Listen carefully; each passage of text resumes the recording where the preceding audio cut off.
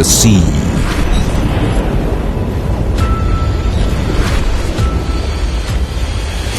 Vast. Inscrutable. Requires an eagle eye. A constant gaze.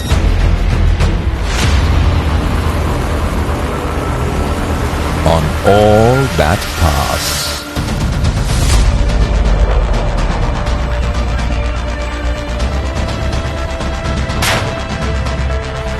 For India, from time immemorial, the sea has afforded opportunities and challenges that altered history.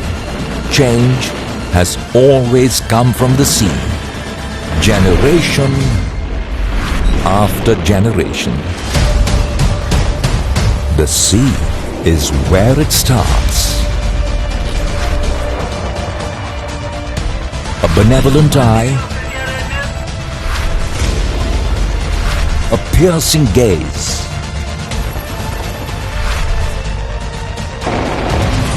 the Indian Navy is tasked with both. Defending India's sovereignty, uncovering threats, aiding partners,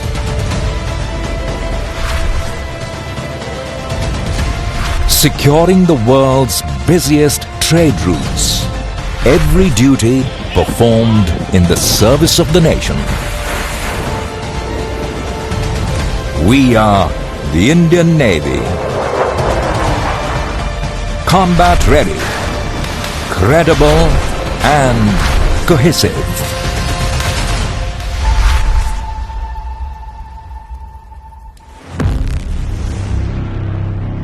Exactly 49 years ago,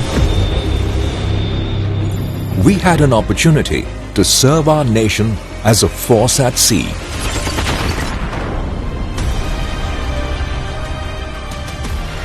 In 1971, millions were forced to flee from East Pakistan. With no political resolution in sight, conflict became inevitable.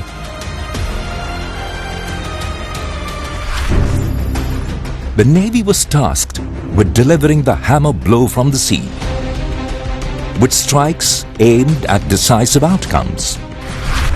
Destruction of all Pakistani assets at sea and on land. Control of the sea in defense of the homeland. Total blockade of movements from ports in both East and West Pakistan. The 1971 war was a watershed moment in the history of the Indian Navy. Admiral S.M. Nanda, the then Chief of the Naval Staff, was very clear that the Indian Navy must adopt an aggressive posture. The Indian Navy's contributions were instrumental in India gaining decisive victory in the war and towards the creation of a new friendly neighbor.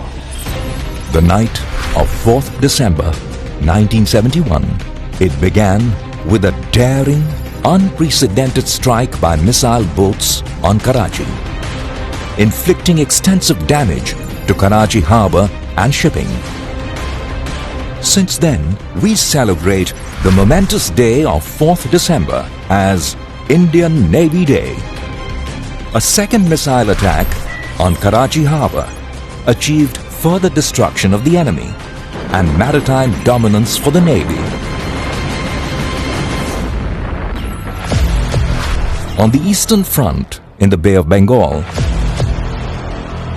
aircraft carrier Vikrant was a force multiplier for the Eastern Fleet. From airstrikes to the blockade, Vikrant's impact was forceful through the length of the conflict, as strikes by Sea Hawks prevented East Pakistani forces from using the seas.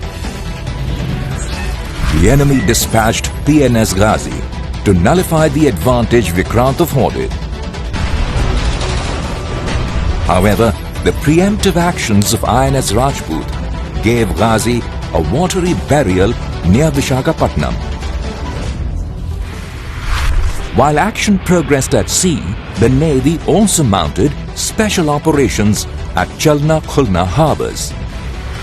INS Panvel and the two gunboats Padma and Palash, manned by the Mukti Bahini, entered and inflicted heavy damage on these harbors in the face of stiff resistance.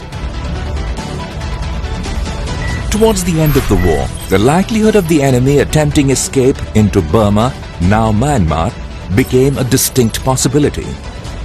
To prevent this, the Indian Navy executed an amphibious landing for the first time in the history of India. As we celebrate our victories, we also pay homage to the brave martyrs of INS Khukri, who made the supreme sacrifice in discharging their duty in the late hours of 9th December. We owe a debt of gratitude to martyrs and veterans of the 1971 war. So this year, we begin the Golden Jubilee celebrations of our victory and the Navy's decisive role in the conquest of a foe and the creation of a friendly neighbor.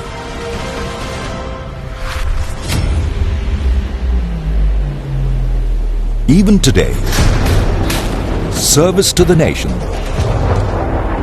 and readiness in the face of newly emergent challenges, traditional and non-traditional, defines the Navy. As tensions simmered along the northern borders, the Navy also increased its operational readiness and preemptive deployment.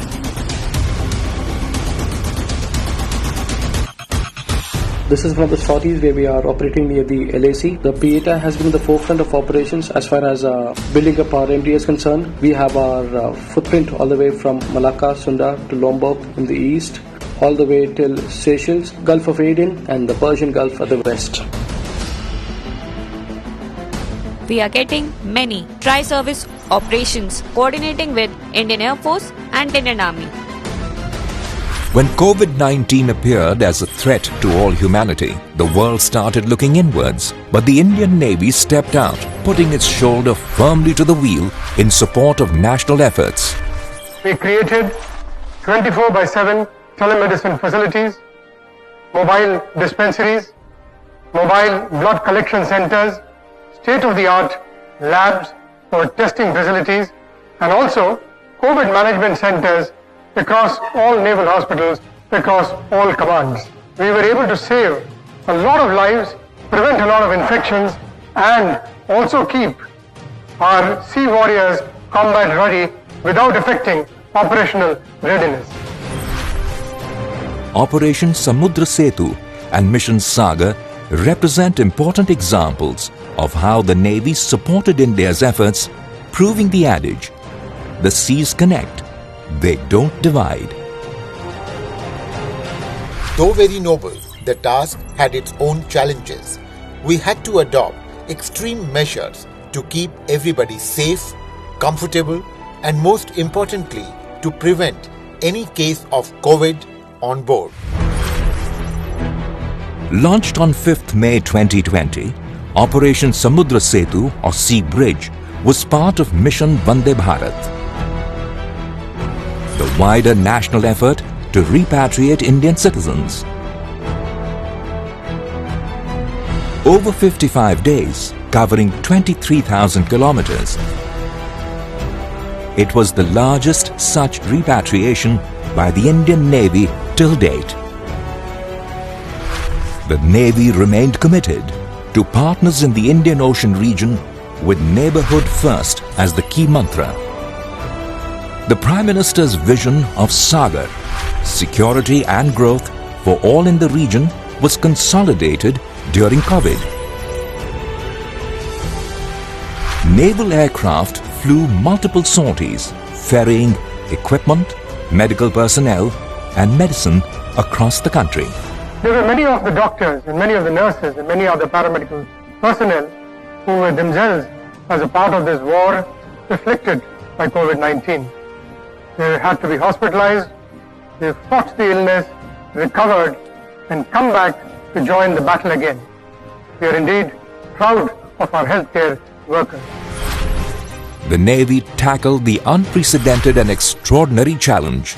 Special protocols were swiftly deployed to prevent COVID-19 spread on Navy ships, ensuring that caregivers would not be care seekers. Sickbay complex has 2 isolation wards, that is 1 and 2. Therefore, 8 patients can be isolated in these wards. The speciality about these wards is that the circulation is enclosed. The air is directly sucked from the atmosphere and then it is exhaust is directly to the outside, so that the circulation inside does not get mixed with the ventilation which is for the remaining of the ship.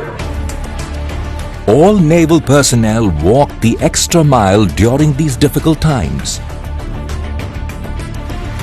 coming together with a sense of commitment and courage,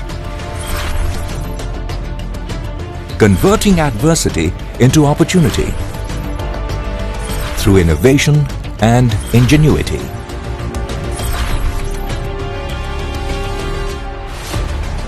Despite the pandemic, our combat-ready ships were fully deployed, protecting India's interests, allowing the Navy to forge and maintain partnerships with global maritime powers. Our operational readiness keeps the oceans peaceful and supports a free and open maritime space for regional prosperity. The 24th edition of Malabar Naval Exercise off the Indian shores, a showcase of synergy and coordination between friendly navies. It is based on shared values and commitment to an open, inclusive Indo-Pacific and a rules-based international order. With 2 extremely powerful aircraft carrier groups operating in tandem, this edition of the exercise saw interaction of various kinds, ranging from complex air-to-air maneuvers between the jets that operated from the deck of Vikramaditya and those that operated from USS Nimitz. We fight and we train, in which we interact with the foreign navies, with the air arm, and we revise our procedures, revisit our SOPs, and finally we can very proudly say that we are completely interoperable. We also been involved in advanced coordinated anti-submarine exercises, underway replenishment, anti-air firing, and lot of surface firing exercises. Since we have been exercising with these navies for some time, there is a good sense of comfort level and high degree of interoperability. As we spend more time at sea doing advanced level of exercises, a level operating together for a common goal will only get better in the years to come. Indian and Japanese naval forces conducted exercises near the Malacca Straits. Indian Navy exercised and operated with navies of Bangladesh, Indonesia, Myanmar, Oman, Russia, Singapore, Sri Lanka and Thailand. When merchant ship New Diamond, carrying 270,000 tons of oil, caught fire off the eastern coast of Sri Lanka, Indian Navy responded to help douse the flames. The Indian Navy has emerged as the preferred security partner for the region. Indigenous shipbuilding activities continued despite COVID, making India self-reliant, while ploughing investment back into the Indian economy. INLCU L-57 was commissioned into the Indian Navy at Port Blair, an amphibious vessel tasked with transporting and deploying troops and equipment from ship to shore. INS Kavaratti, the last of the 4 indigenously built anti-submarine warfare stealth corvettes, was commissioned as a combat-ready platform. Vagir launched.